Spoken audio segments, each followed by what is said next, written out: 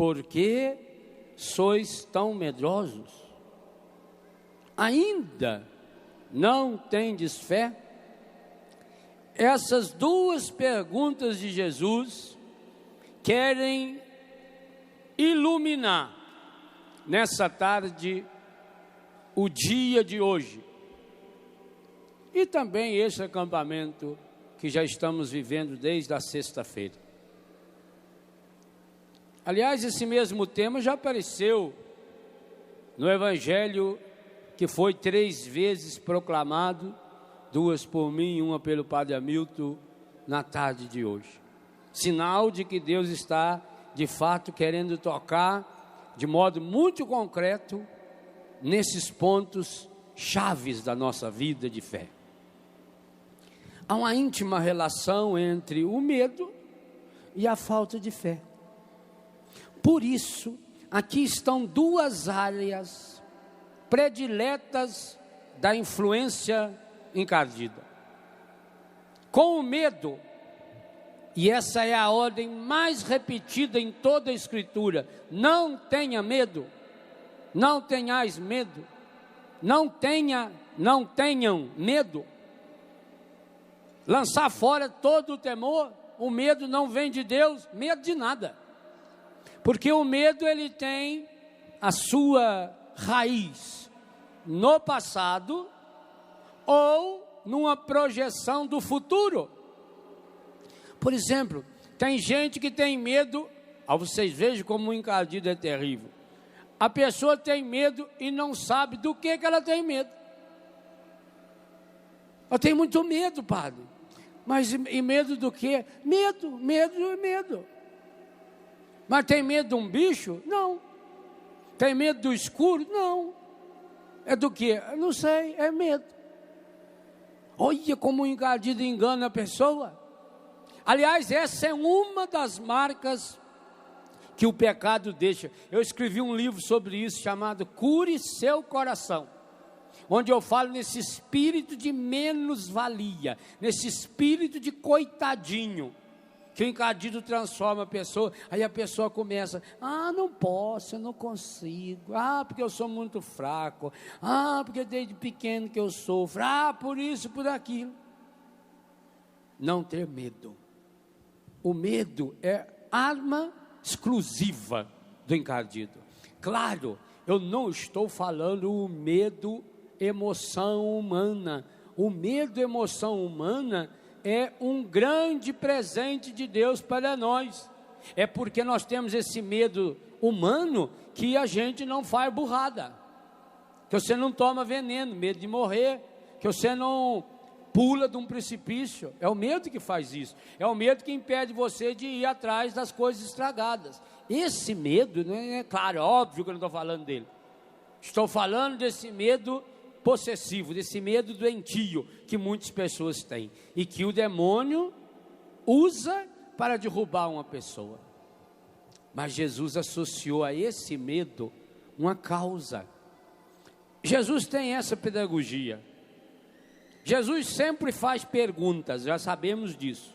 Inclusive de manhã ele também fez, de manhã e de tarde.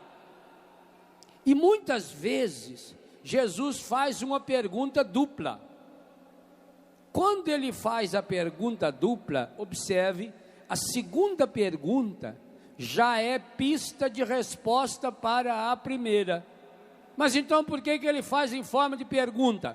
Faz em forma de pergunta para que cada um possa cair em si. Porque o ser humano não é um fantoche. Jesus não ensina decoreba para ninguém.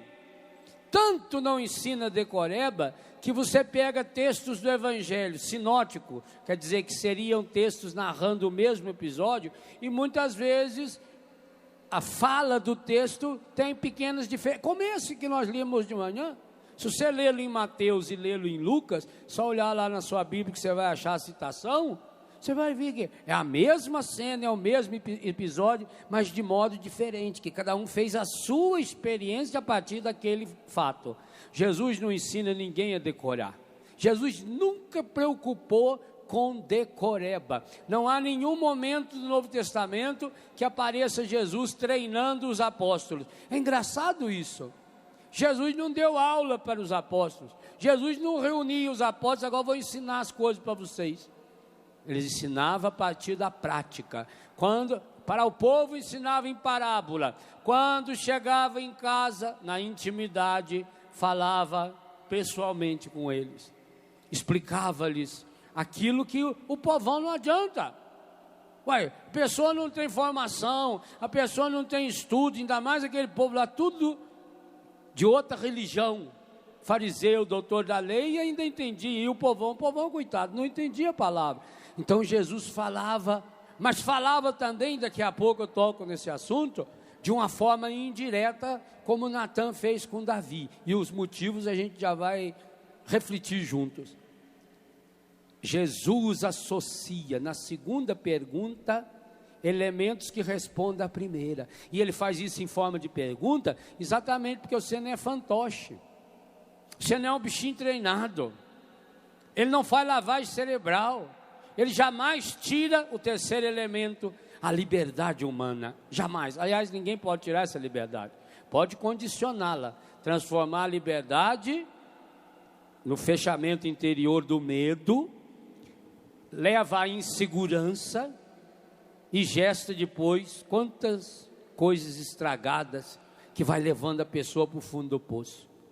Então, as duas perguntas de Jesus, a segunda já está mostrando a resposta. Por que vocês têm medo? Por que vocês ainda não cresceram na fé? Jesus está dizendo, quanto menos fé esclarecida, maior a ignorância. Quanto maior a ignorância, maior é o medo. E aí, meu filho, minha filha, uma pessoa medrosa, você prende ela com qualquer coisa. As mães antigamente trabalhavam muito a pedagogia do medo. Olha que vem o bicho papão te pegar. Olha, se você não dormir, papai do céu não gosta de você. Olha, não faça isso, porque senão... Graças a Deus que hoje está mudando isso. E precisa mudar mesmo. Só na liberdade, só na verdade, nós superamos a ignorância. Só na força do Espírito Santo nós vamos de fato na causa desse medo, dessa falta de fé.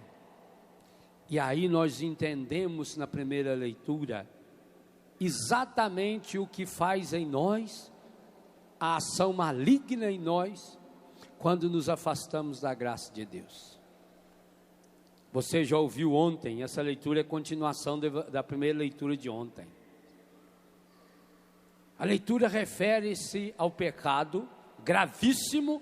Ontem nós tivemos a descrição minuciosa dos pecados, porque foram vários, um atrás do outro, cometidos por Davi. Davi era um homem de Deus. Davi foi um homem escolhido por Deus. Davi foi um homem ungido por Deus.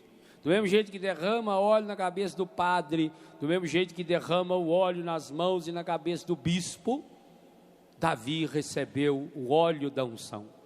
Davi foi um homem mergulhado no óleo da unção pelo profeta Samuel, um homem escolhido a dedo, um homem escolhido pelo próprio Deus. Davi era rei, um homem poderosíssimo, o homem que de fato unificou o povo de Deus. Quando Davi se tornou rei, o reino de Judá e o reino do resto de Israel era separado. Davi unificou-os. Davi colocou Jerusalém como a capital desse único reinado, embora ele fosse de Belém. Ele quis fazer isso com Jerusalém, a terra da promessa, a cidade santa. Aliás, santa em todas as religiões monoteístas. Davi era um homem espetacular, um compositor maravilhoso, que nos deixou aí quase uma centena de cânticos maravilhosos que nós continuamos cantando até o dia de hoje. Qual é outro cantor que fez uma música, por exemplo, há 200 anos atrás que a gente canta? 300 anos. Pois os sucessos que Davi nos ensinou aquele povo, nós estamos cantando hoje, 2.500, 3.000 anos depois. Nós aqui sabemos de cor algumas músicas de Davi. Basta que se eu começasse a cantar, mas hoje não é ministério de música, eu não farei isso. Começasse a cantar aqui, vocês iam cantar comigo umas 40, 50 ou mais. Músicas feitas por Davi, baseadas nos salmos. Então pensa, um homem de uma capacidade.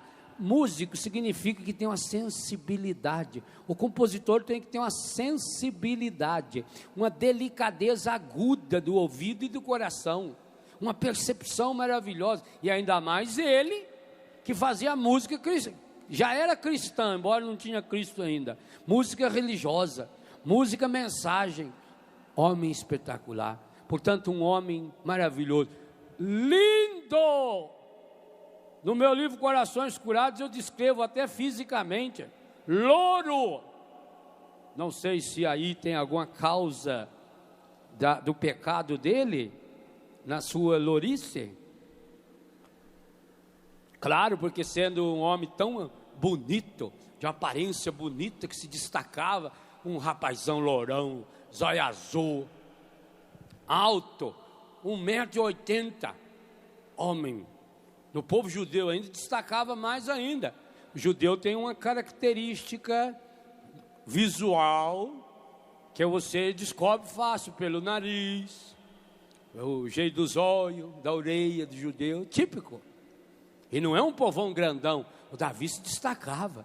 Então um homem bonito, um homem delicado, de uma delicadeza, de uma expressão artística. Outro dia nós líamos mesmo, quando ele vem, a semana passada, essa semana ainda, né, começo da semana, quando ele vem diante da arca, ele dançava. Davi era um dançarino. Homem que dança tem que ter uma sensibilidade maravilhosa. Tem muito homem que não dança por medo que os outros vão achar que ele não é homem. Davi dançava, e ainda vestido assim, com só uma tanguinha, chama-se efode, é uma tanguinha de nada, não tapa nada. Tanto que a mulher dele ficou achando um absurdo, que ridículo ficar lá dançando com as nádegas expostas e o povo vendo não sei qual pelado, um rei. Ele disse: eu dancei, foi para Deus, não foi para você. E para falar em dança, você que está dançando, nunca mais eu quero você perto de mim. Como é que eu vou querer uma mulher que não compreende a minha sensibilidade, a minha alegria? Eu estava dançando diante de Deus. Gente, se nós ficássemos aqui fazendo uma pregação sobre os valores de Davi, teria que emendar hoje e amanhã. Era um homem excepcional, mas tinha o pé de barro. Tinha um ponto fraco, pelo menos um, deve ter tido outros. E o encardido achou direitinho qual é o ponto fraco de Davi. Por que que Davi, quando viu Betsabé tomando banho, ele mandou descobrir quem era e mandou trazê-la e se uniu a ela? Por necessidade sexual? Ele tinha 300 mulheres. Já pensou? Naquela época era uma beleza. Naquela época os homens de Deus podiam ter 200, 300. Salomão teve 1000.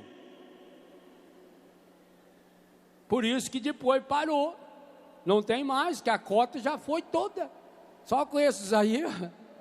Só Salomão e o pai dele, Davi, já gastaram a cota aí de quase 2.000 padres. Celibatário hoje. O que Deus vai fazer? Agora, meu filho, gastou demais, agora vocês aguentam e chupam o dedo. Essa é a explicação. Não é bobagem. As bobagens também explicam e evangelizam. Ajuda. Davi tinha todas essas mulheres, inclusive a Micol. A Micol, pela descrição bíblica, era uma belezinha. Filha de Saul. Saul foi, segundo a Bíblia, um dos homens mais lindos que já existiu. Um homem também grande, um homem que se sobressaía, diz o profeta Samuel, ou melhor, o livro do profeta Samuel. Quem disse nós não sabemos, qual é o autor nós não sabemos. Saul era um homem lindo, a sua filha maravilhosa, Micol, uma menina linda. Dá a ideia que ela era meio japonesinha, né? Com esse nome, Micol. Eu acho que ela era meio japonesa. Tá belezinha, aqueles olhos inchadinhos assim, cabelinho preto. Ah, japonês é bonito. Também quando pega para ser feio, corre. Feio e mal arrumado, corre aquele cabelo que eles não penteiam direito, que dente que não cuida, né? Um bom odontólogo e um bom cabeleireiro lá no Japão ia fazer um sucesso medonho. Principalmente quando a gente sai na rua, a gente fica olhando lá, falando, mas nossa senhora, é muito feio, eu tenho dó desse rapaz. Fiquei com dó daquele povo. Tem muita gente feia, mas quando dá para ser bonita, principalmente as japonesas. As japonesas eram uma belezinha. Que jeitinho bonitinho de azantar, né? Davi, que as roupinhas, que as marras, que a flor nas costas que as tem. Isso é uma belezinha. Marra aquele pano na cintura, que ele fica fininho, aquele pezinho desse tamanho. Eu não sei que jeito que é o pé fora do sapato, porque para caber dentro daquele coisa lá, entortou tudo. Eu vou encolhendo assim. Uma belezinha. Então Davi era casado com uma menina linda, que ele era perdidamente apaixonado por ela. Uai, por causa da irmã dela, Davi fez estardalhaço. Arrumou 200 prepúcios, sei lá, o que o homem ia fazer com aquilo. Vocês faziam um virado com aquilo, o que era? Lá no Rio Grande do Sul, eles comem de vaca não, de boi, né? Eles comem o negócio do boi. Eu acho que o Saul gostava disso, que 200 prepúcios, para fazer uma farofa lá de sobra até não poder mais. Que lá misturar depois na paquera, fazia lá uma farofona. Para que ninguém sabe. Um homem valente, amoroso. Então não era uma necessidade, ele tinha mulher bonita. Não era por carência. Até porque na guerra não poderia se unir a ninguém. Davi peca por causa do seu ponto fraco. Peca porque alimenta a visão de modo errado. Levanta depois do almoço, dorme tempo demais, aí levanta à toa, não tem o que fazer. Quem não tem o que fazer, acha. Aliás, quem não tem o que fazer é um perigo para a sociedade. A pessoa fica à toa. Aliás, quem mais reclama da vida é quem não tem o que fazer. Quem tem o que fazer não reclama. Quando você precisar de alguém para ajudar você, procure a pessoa mais ocupada que você conhecer. Quem tiver tempo sobrando, a pessoa que tem tempo sobrando é preguiçosa. Ela usa o tempo para reclamar da vida. Ela está sempre atrasada para ir para lugar nenhum. Ela precisa sempre chegar, não sabe aonde nem fazer o quê. Por isso ela para em qualquer lugar, enrosca em qualquer coisa, não faz nada. Não produz, não lê um livro, não reza, é uma tristeza. Davi estava nessa preguiça. Demônios meridianos, já diziam os padres do deserto. E ali sem fazer nada, à toa, olhando para todo lado. Quem não sabe para onde vai, olha para todo lado. Quem sabe para onde vai, fixa o olhar. Os padres da igreja falam isso. Se você quer ser uma pessoa santa em Deus, eduque os seus olhos, não fica olhando para todo lado não. Quem fica olhando para todo lado, enxerga o que não deve, enxerga o que não deveria enxergar. Davi está lá, à toa olhando, de repente, coraçãozinho do velho acelerou, ele bateu o olho, e estava lá uma cavalona, aquelas mulheres mesmo de espetáculo, tomando banho de cachoeira. Olha a distância que ele está, lá na cachoeira, longe, do outro lado. Ele está aqui em cima no palácio. Vocês vejam o que o pecado faz. O pecado tem o poder do zoom. Aliás, eu queria ensinar a vocês que a máquina fotográfica moderna também tem. Da onde você estiver aí, você aperta um botãozinho, você vai ver eu pertinho. Faça a experiência. Não precisa entrar dentro da pessoa para tirar retrato. Antigamente, precisava na Aparecida do Norte, o retratista tinha que enfiar a cara naquele saco e ficar ali. Agora não, agora tem zoom. Da onde você estiver aí, você aperta um botãozinho assim, ele chupa a imagem, você vê essa coisa espetacular aqui, aí pertinho. Então não precisa ver. O pecado tem zoom. Quando...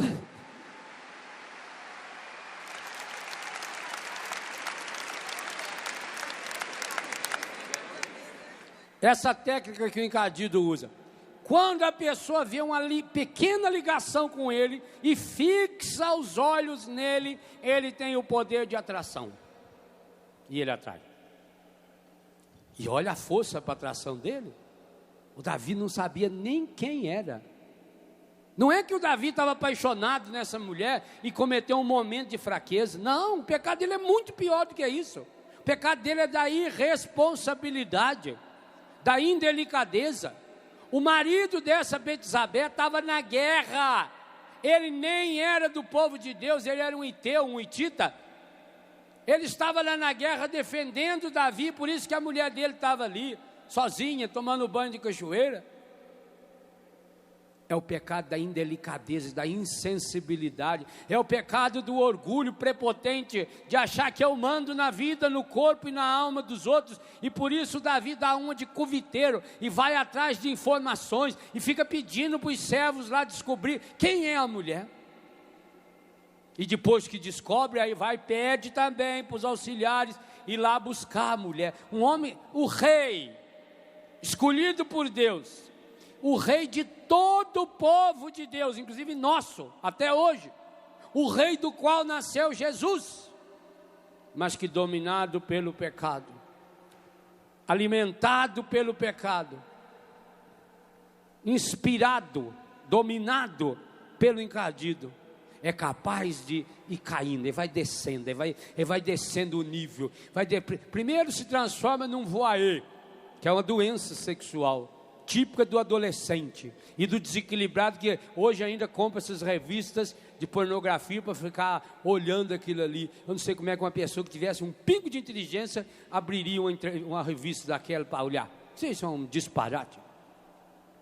Ele foi sendo reduzido, depois se reduziu como se fosse um moleque que fica pedindo ajuda de colega, e no caso dele não é nem de colega, é dos servos. Vocês imaginam a imagem que esses servos passaram a ter de Davi? Você imagina eles pensando, você imagina as fofocas deles depois, entre eles. Soube que eu tive lá na Betsabé? Estou sabendo, porque é claro, o chefe está doido nela aí, né? Que coisa, olha que humilhação, um rei, um ungido do Senhor, mas vai lá no fundo do poço, traz... A mulher obedece, já não tinha voz ativa. A Betsabé não tem pecado nenhum aí não. Por isso que Deus vai abençoar a Betsabé no futuro, como hoje a primeira leitura conta. Traz Betsabé, ele une-se a ela sexualmente e manda embora. Passa um tempo, veja, ele não teve preocupação nenhuma com essa mulher. Ele não teve delicadeza nenhuma com essa mulher. Usou para o seu prazer momentâneo e pode mandar embora.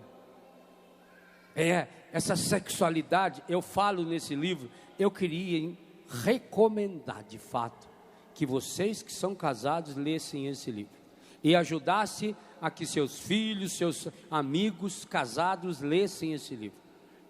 Principalmente agora com essa edição revisada, eu tenho um imenso prazer em apresentá-lo. Leiam esse livro. É a palavra da igreja. O meu papel ali foi traduzir e atualizar os textos da catequese da igreja. Você vai ver que beleza. Eu sonho, e lá eu digo lá nesse livro, eu sonho quando os casais tiverem na sua vida íntima essa visão. Vocês vão ficar abismados.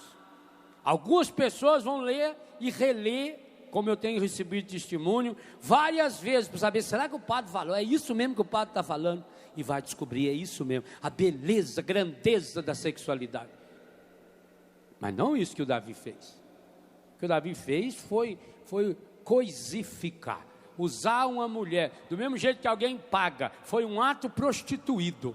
Do mesmo jeito que alguém que tem dinheiro vai lá e paga para uma mulher para usar o seu corpo, o Davi fez isso, ele usou o poder. O pagamento dele foi porque ele era um homem grande demais, foi porque ele era rei.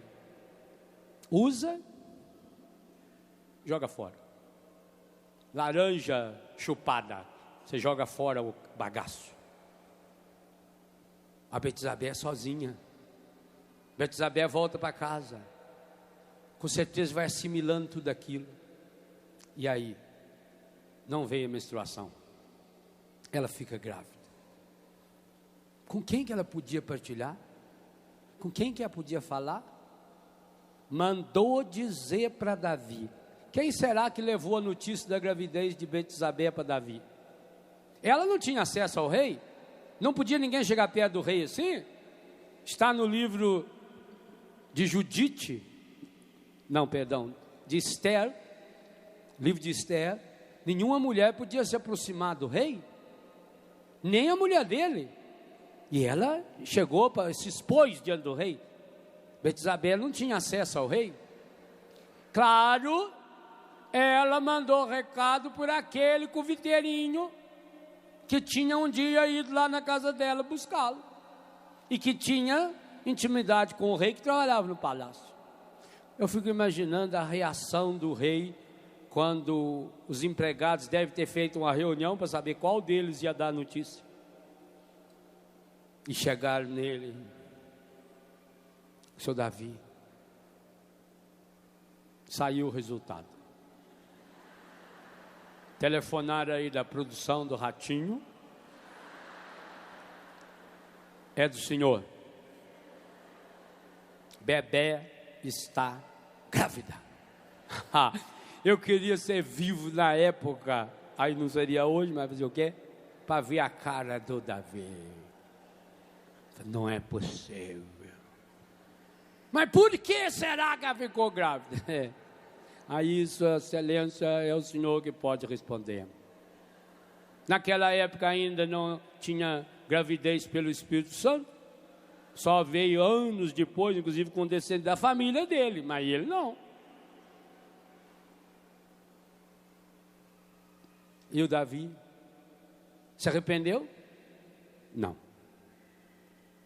O Davi, ao invés de achar uma solução correta, se arrepender, ele vem com máscara de novo. Por isso que eu estou falando.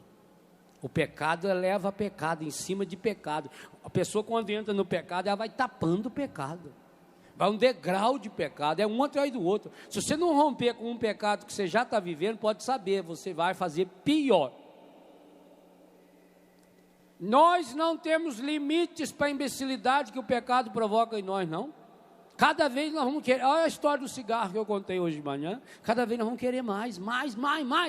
E hoje sai do cigarro, aí vai para maconha, vai para cocaína, vai para LSD, vai para crack, vai para... É uma coisa do sexo, é uma corrente progressiva.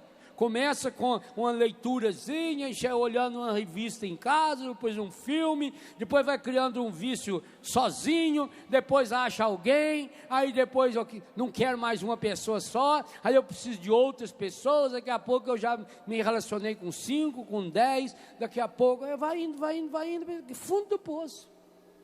O Davi entrou nessa, estava nessa, no caso de Davi aqui é uma contaminação maligna absoluta, eu não tenho dúvida nenhuma disso, porque é o demônio que vai articulando, o demônio é especialista nessa articulação, ele vai articulando, e o Davi então começa a articular. A primeira coisa que ele faz, ele tem que manter a aparência, ele tem que manter a hipocrisia dele, manda chamar Urias,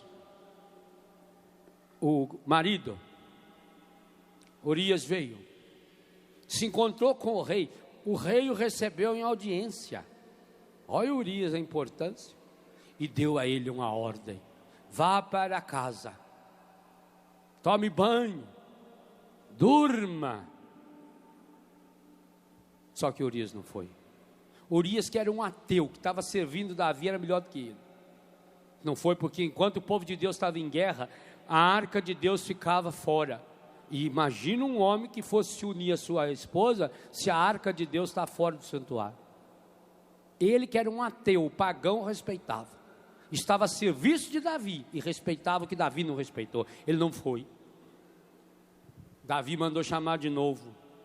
Os coviteiros de Davi continuam atuando. Porque como é que o rei sabe que o Urias não foi?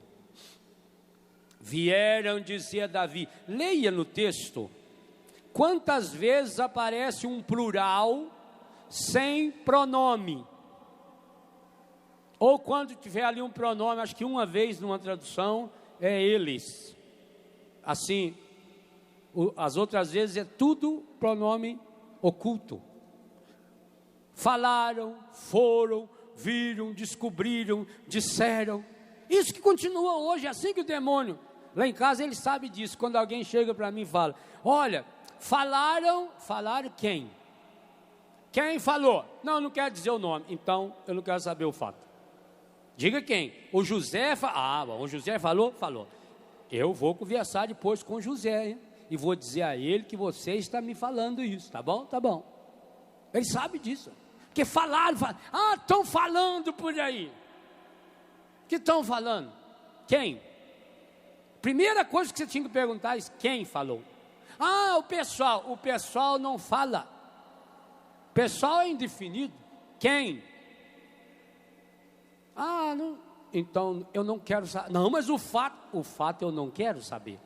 Porque senão é a mão do demônio. Olha nesse texto, você leia depois o capítulo 11 e 12 inteiro e risca na sua Bíblia quantas vezes aparece. Falaram, disseram, eles foram, buscaram, tudo nesse plural aí. É aquela corja de cuviteiro que está lá.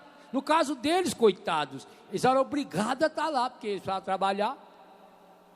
E talvez no seu caso, seja aqueles falsos amigos que estão sempre prontos a vir até você, levar você para o mau caminho, trazer fofoca até você, proteger os seus erros. Amigo que protege erro de amigo não é amigo. É amigo sim, mas do encardido, não de Deus. A amizade verdadeira, ela é honesta, ela ajuda o outro a ir para o céu. Se não vai para o céu, pode esquecer. Então mais uma vez entra em ação a corja, o bando de fofoqueiro. E antes de falar para Davi, eles falavam entre eles ali na cozinha, no fundo do palácio. Olha, não, soube, não foi nada, mas ficou lá. O homem é cabeça dura. Eu falei, ué. Também com um par de chifres daquele na cabeça, eu tenho que ser cabeça dura. Aí chega no rei. Só rei, tem um probleminha aí. Qual é, meu filho? Urias. Não foi, não. Mas será que não é chegado? Será que ele não estava com saudade da Betsabé?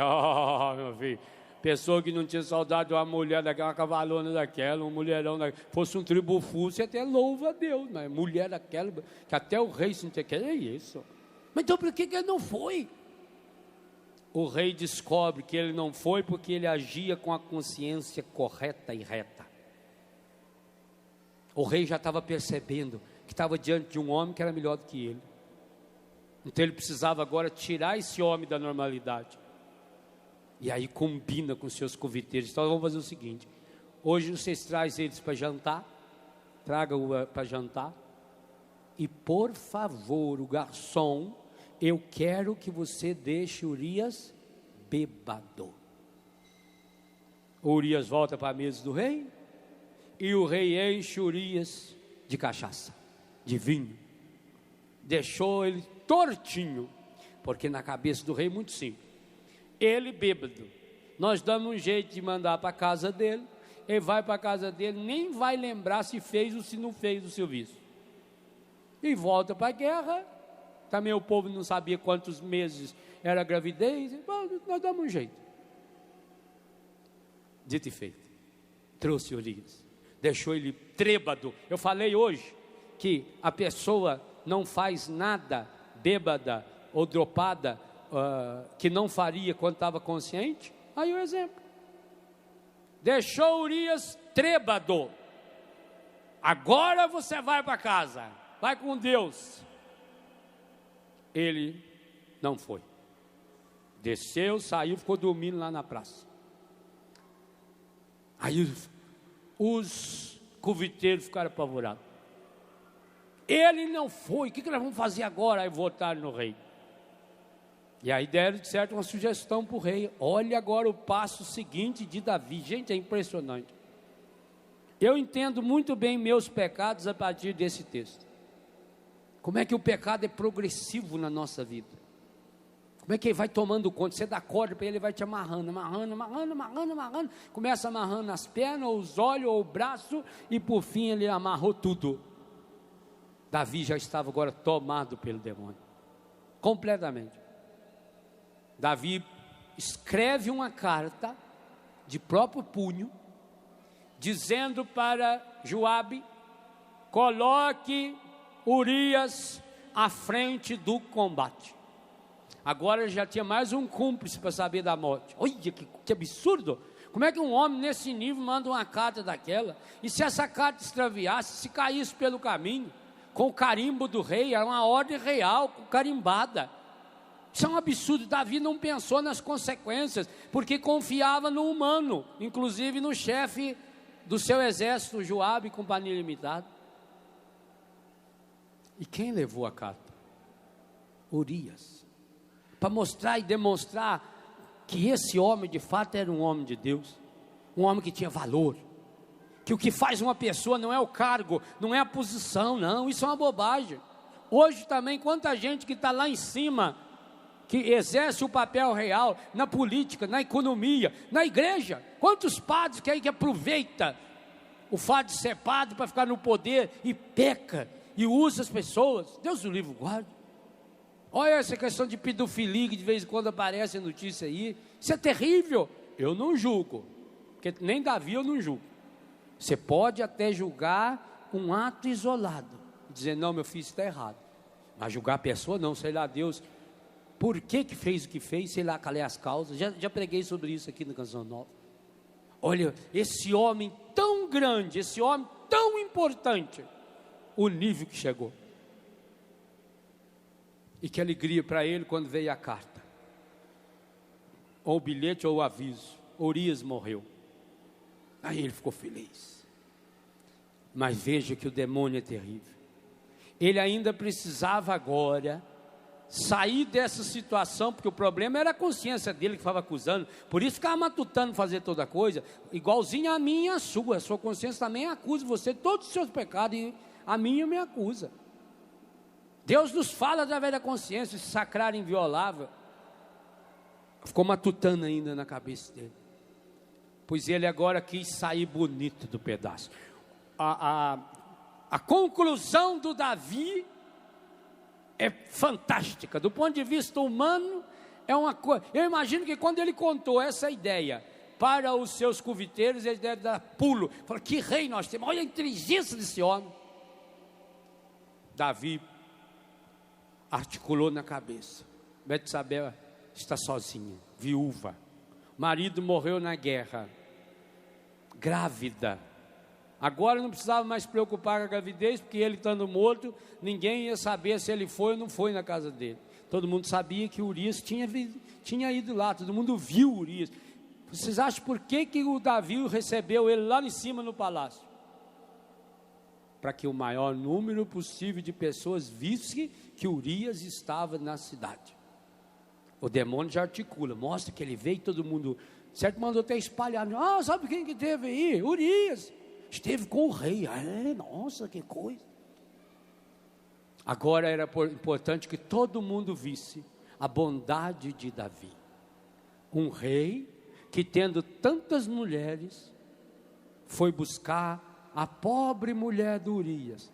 Está certo que era um espetáculo de bonita, mas que linda atitude do rei, e buscar essa mulher, trazer e protegê-la. Olha que beleza. Esse foi o cálculo dele, e assim ele fez. Ele trouxe Betsabé, ela morando com ele agora, gravidez foi indo, quem sabe 6 ou 7 meses depois desse episódio, nasceu a criança, o menininho, um rapazinho, tudo maravilhosamente bem. O menino nasceu, feliz, parecia tudo bem, quando entra esse contexto que nós ouvimos agora. Aparece o profeta Natã. Quer dizer, Natã é o nome dele. Nós vamos pensar que na época já tinha empresa. Não era nem na Varig, nem na Gol, era o Natã. Por favor, pessoal da TAM, depois manda aqui para nós a contribuição para ajudar na campanha desse mês. Vocês estão sobrando mesmo. Nós também queremos um tapete vermelho aqui, igual vocês têm lá no avião. Veio o profeta Natan.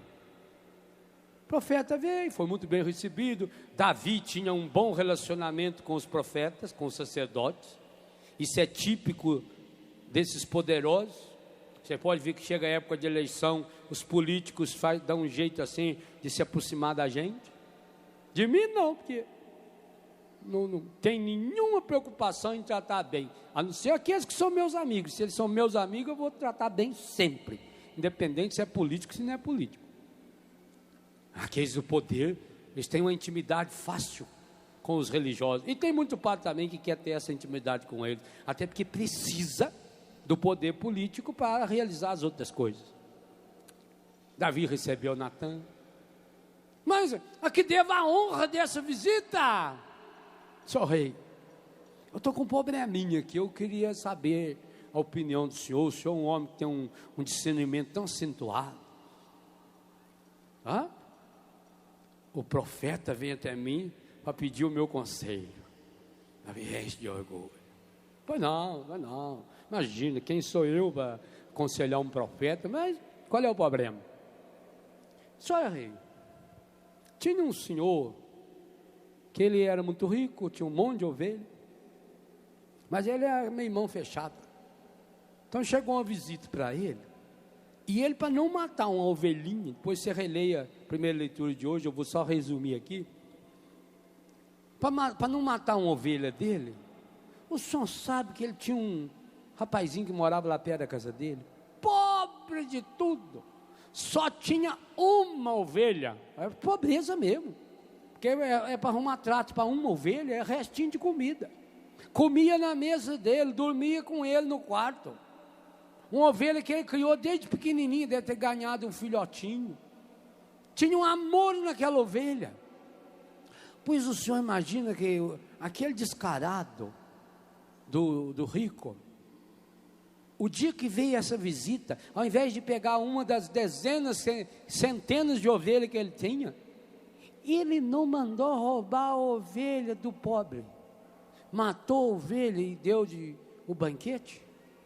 O rei ficou louco, levantou-se do trono e falou: esse homem não vale nada, esse homem tem que ser morto. Olha a facilidade com que ele julgou o outro. E o Davi teve que escutar a palavra mais maravilhosa do ponto de vista da salvação, mas humanamente a mais dura das palavras.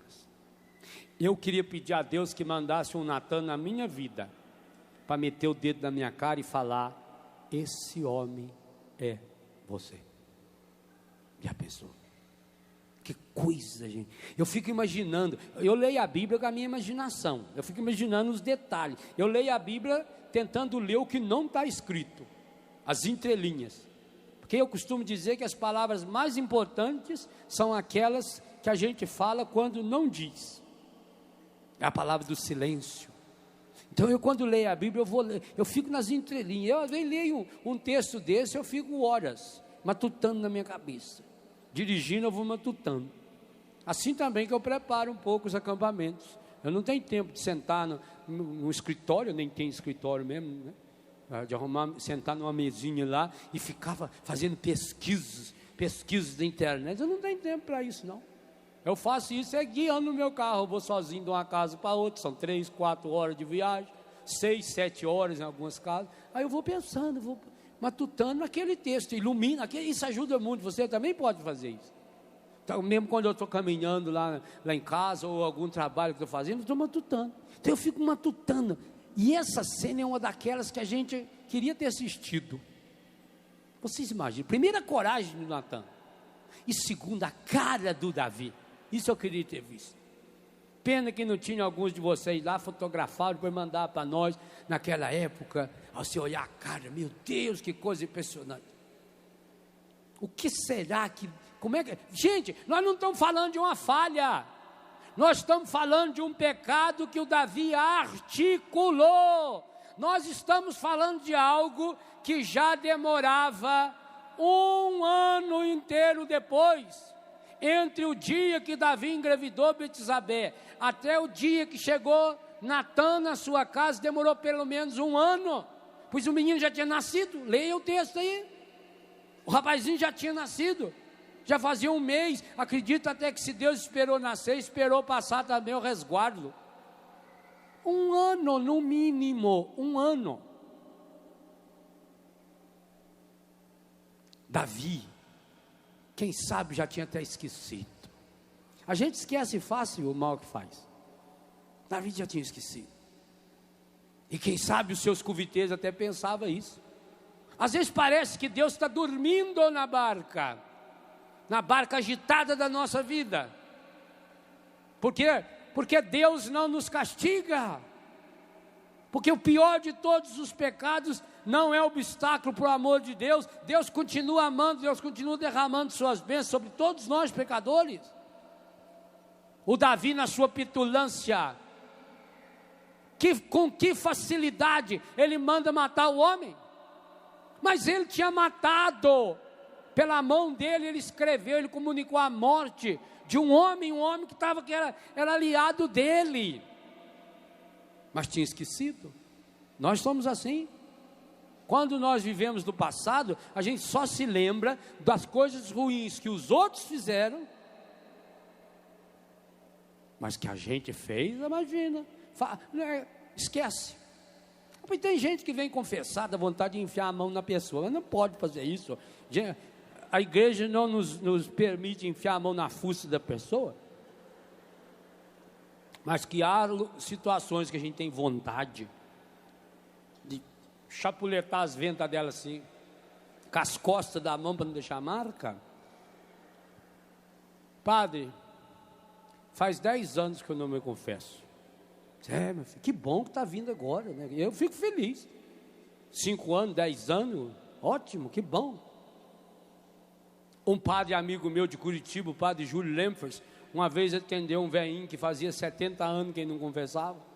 O padre perguntou: qual é a última vez que o senhor confessou? Eu falei: 70 anos. Não quero saber a idade do senhor, não. Quero saber a última vez que o senhor confessou. Nem então, foi 70. Eu tinha 8 anos, a primeira comunhão, depois nunca mais, vai deixando. A pessoa então fala: faz 10 anos que eu não me confesso, 20 anos. Então conte os seus pecados. Aí ela fala uma decoradinha de 2 ou 3, faltei à missa, e pior quando fala, faltei à missa 4 vezes. Em 10 anos você contou 4 vezes, faltou. Mentirosa. Desobedeci meu pai com a minha mãe, pai é vivo ainda, não, morreu em 14. Está até hoje desobedecendo. Pensei coisas que não devia, e acho que é só, padre. Em 10 anos, você é incompetente até para pecar. Meu filho, eu em 2 minutos eu sou capaz de pecar uma lista que vocês não imaginam. Esse intervalo de ir beber uma água e voltar, eu peco com facilidade. Eu tenho uma facilidade muito grande para pecar. Para pecar e para dormir, as minhas 2 facilidades. Apago. 10 anos, isso é o sinal do quê? De santidade? Não. Se fosse de santidade, não ficava tanto tempo sem confessar, porque a igreja manda confessar todo ano. Isso é consciência relaxada. Isso é porque a pessoa não parou para fazer um autoexame, um exame de consciência. Isso é porque a pessoa não caiu em si, e é o que vai tratar o salmo composto por Davi. Naquela hora, aquela palavra, e aí nós entendemos o método das parábolas de Jesus. Se o Natã chegasse para Davi e dissesse: excelência, preciso falar seriamente com o senhor. Pois não. A respeito de um problema que sua excelência andou fazendo alguns meses, 1 ano, 2 anos atrás. O Davi já ia se armar. Ele não ia acolher a palavra. E o Natã não foi lá para condenar Davi. Eu não estou aqui para condenar você. Quem sou eu? O homem de Deus não condena ninguém. Porque o que tinha que ser condenado, Jesus já condenou. a vitória de Jesus sobre o demônio. O demônio é um derrotado e sabe disso. Por isso que o modus operandi dele, como falamos hoje de manhã, é o estardalhaço, essa barulheira, é ficar agitando a água para ver se os apóstolos caíam na história. Jesus o despreza, tanto que está dormindo. Final do dia, cansado. Que diferença do dormir de Jesus com o dormir de Davi. Você vê que os dois têm dormindo. Davi estava dormindo, acordou para ir fazer bobagem. Jesus dormindo, acordou e fez um milagre. Essa é a diferença. Quem vive a intimidade com Deus, até o seu sono tem diferença. Davi tinha essa marca do pecado, Jesus não tinha. E não se esqueça que eram parentes. O personagem da primeira leitura com o personagem do Evangelho era parente. Jesus tinha o sangue de Davi. Era descendente da casa de Davi. Se falasse diretamente para Davi, ele ia se armar. Ele ia se fechar. Ele ia voltar. Gente, quando você tem uma ferida, só de tocar o dedo na ferida, você tem medo. A gente tem medo que as pessoas cheguem até perto da gente. Quando você vai na praia, que está com aquele corpo tudo esfolado de sol, e vem uma pessoa para dar um abraço em você, você afasta a pessoa. Não põe a mão, pelo amor de Deus. Você protege o machucado. Você tem medo que um cachorrinho venha e pule logo ali em cima do machucado. Você toma cuidado. O Davi também era humano, e muito humano. Então você imagina, se o Natan chegasse diretamente e colocasse para ele iria criar uma barreira, ele iria criar uma máscara, ele ia criar uma casca. O Natan conta aquela história. O Davi entra na história, sai de si e tira a conclusão própria, decisiva. Por isso Natan foi categórico. Esse homem é o Senhor. E não precisou dizer para ele, o Davi não perguntou, mas como sou eu? O que eu fiz? Não, o Davi sabia. Quando se pergunta que já sabe a resposta, o Davi sabia o que tinha feito, tinha consciência do que tinha feito. Então Davi cai em si e compõe o salmo que nós começamos a ler ontem e concluímos hoje. Ele caiu em si com o Salmo 50. Criar em mim um coração que seja puro. Dá-me de novo um espírito decidido. Restaura em mim a alegria da minha salvação. Esses elementos que começa o primeiro e o segundo parágrafo desse salmo, nos traz de fato, de modo muito concreto, as áreas em que o pecado e portanto o demônio faz você perder, e a partir daí faz você se perder. Coração puro, espírito decidido, pureza do coração, decisão espiritual, certeza da salvação, alegria de ser salvo. O pecado faz exatamente o contrário. Impureza do coração. Olha a impureza do coração de Davi. Vontade fraca. Falei tantas vezes sobre isso de manhã, e o padre Hamilton também retomou.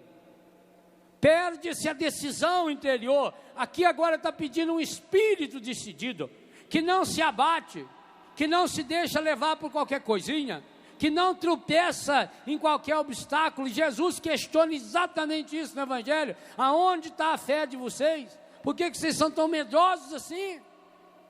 Dá-me, Senhor, um espírito decidido. Aliás, devia você e eu, cada um de nós, repetirmos esse grande pedido.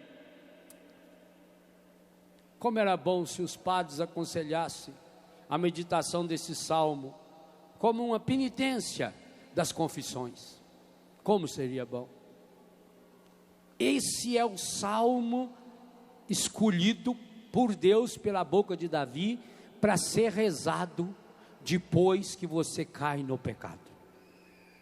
Esse é um bálsamo. E eu, como padre, e aqui oficialmente paramentado, e ainda tendo a graça de presidir essa Eucaristia, eu digo a você, eu aconselho a você, sempre que possível, depois que você realizar a sua confissão, sempre que possível, leia, medite, reze esse salmo, porque ele nos traz elementos que vai abrindo espaço para que o Espírito Santo de Deus, por isso que ele está pedindo, vão ler como está aí, por isso ele dirige o pedido a Deus: criai em mim um coração que seja puro, criai em mim. Davi tem consciência, e nós somos chamados a ter essa consciência, de que o pecado vai contra a criação que Deus opera em nossa vida, vai contra, o pecado nos deforma. Criai em mim um coração que seja puro, dai-me de novo um espírito decidido. Peça isso no íntimo do seu coração. Criai em mim um coração que seja puro, dai-me de novo um espírito abatido, decidido. Ó Senhor, não me afasteis de vossa face, nem retireis de mim o vosso Santo Espírito. Dai-me de novo a alegria de ser salvo e confirmai-me com um espírito generoso. É o contrário desse espírito fechado, desse espírito egoísta. Peça isso para Deus hoje, peça isso para o Senhor agora. Criar em mim um coração que seja puro. Vamos cantar esse pedido. Criar em mim esse coração puro. Dá-me de novo, Senhor, esse espírito, um espírito decidido, um espírito forte, um espírito, Senhor, que de fato me faça crescer na sua graça. Põe em mim, Senhor, essa certeza de que eu sou salvo, de que eu sou liberto. Dá-me de novo a alegria da salvação. Encha-me com a sua vitória, com a salvação que vem da tua graça, com a sua salvação vitoriosa. Dá-me a certeza de que o Senhor está me salvando agora. Encha-me, Senhor, com a tua graça. Encha-me, Senhor, com o teu Espírito Santo. Cria em mim um coração que seja puro. Cria em mim. Peça. Um coração que seja puro. Cria em mim um coração que seja puro. Cria em mim um coração que seja puro. Só você. Cria em mim um coração que seja puro. Mais uma vez. Cria em mim um coração que seja puro. Cria em mim um coração que seja puro. Cria em mim um coração